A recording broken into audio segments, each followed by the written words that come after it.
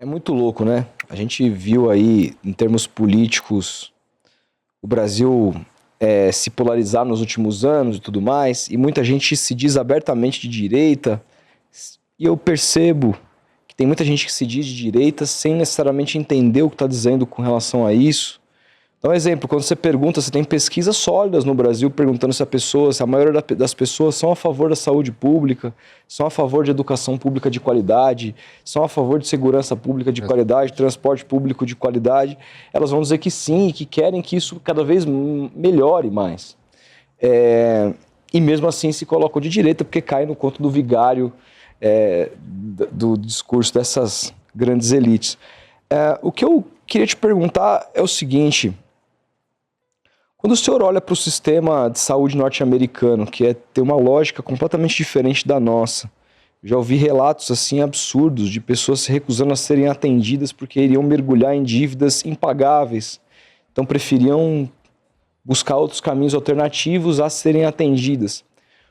Qual é o paralelo que o senhor faz a uma democracia que é muito mais antiga que a nossa, um país muito mais rico que o nosso, porém que parece que ainda dificilmente vai avançar nesse sentido da saúde pública? São histórias diferentes, né? A própria história da direita e da esquerda talvez merecesse que a gente revisitasse, né? Durante a Revolução Francesa, lá em 1789, um povo entrava numa sala e sentava à esquerda, outro povo entrava nessa mesma sala e sentava à direita. E nós começamos com essa história, né? Uns eram os girondinos à direita e outros eram os jacobinos à esquerda. E a gente gostou dessa divisão do mundo em dois pedaços, né? Os jacobinos e os girondinos. Só que era muito complicado falar isso, aí ficou falando em esquerda e direita. Agora, será que isso resume o que a gente chama de mundo, e principalmente o mundo nos dias que nós vivemos hoje, onde não existe mais, ou pelo menos não deveria existir mais, escravizados? Naquele tempo da Revolução Francesa, nós ainda tínhamos escravizados, né? Nós tínhamos uma discussão sobre a função do Estado e essa questão do direito a ter direitos muito diferente. Então, está na hora da gente repensar um pouco essa diferenciação do mundo. E quando eu falo que eu sou a favor de que a sociedade se iguale, e não dá para se igualar gerando mais riqueza. O mundo hoje tem um PIB de 70 trilhões de dólares.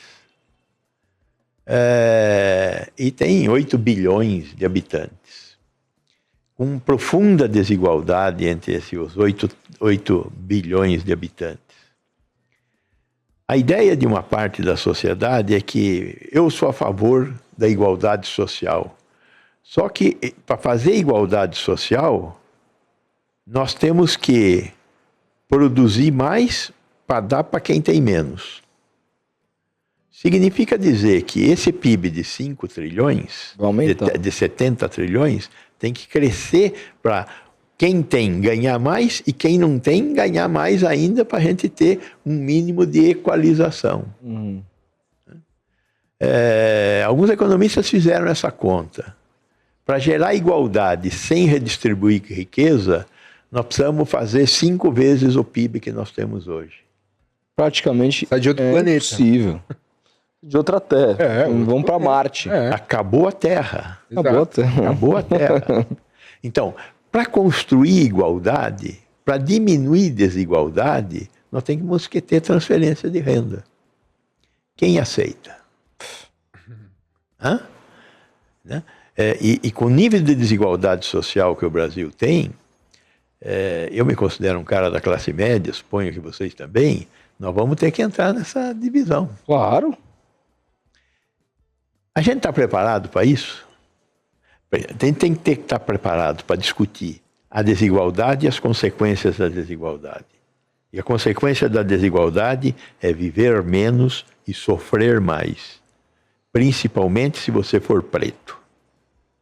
É aceitável? Não é. Como é que faz para mudar isso? Nós temos que discutir a distribuição de renda. Nós temos que olhar para isso de uma forma que hoje quem olha é de esquerda. Na China, o governo chinês talvez seja olhado como de direita, porque está diminuindo as desigualdades sociais entre os chineses. Eu acho que, na verdade, nós vamos ter que conversar mais sobre esse assunto. O que aconteceu na gestão passada foi um desastre. Eu gostaria muito que a gente conseguisse avançar na discussão do que foi esse desastre. A destruição do meio ambiente, a fome, nós voltamos a ter fome, nós voltamos a ter desnutrição grave até 2022. Desnutrição grave que nós não víamos no Brasil desde os anos 2000. 2000 foram registrados os últimos casos de desnutrição grave.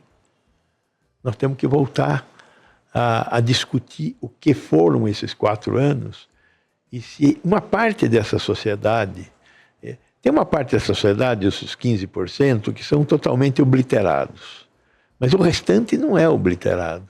Nós temos que discutir, conseguir levar essa discussão à sociedade, como é que faz para gerar bem-estar social. Temos que diminuir a desigualdade. Como é que diminui a desigualdade? Temos que diminuir a forma de os ricos ganharem dinheiro sem trabalhar, que é a questão dos juros. É a questão do pagamento de juros sobre capital. Então, mas essa não é uma discussão que eu vou conseguir resolver. Meu negócio é medicina, meu negócio é saúde pública.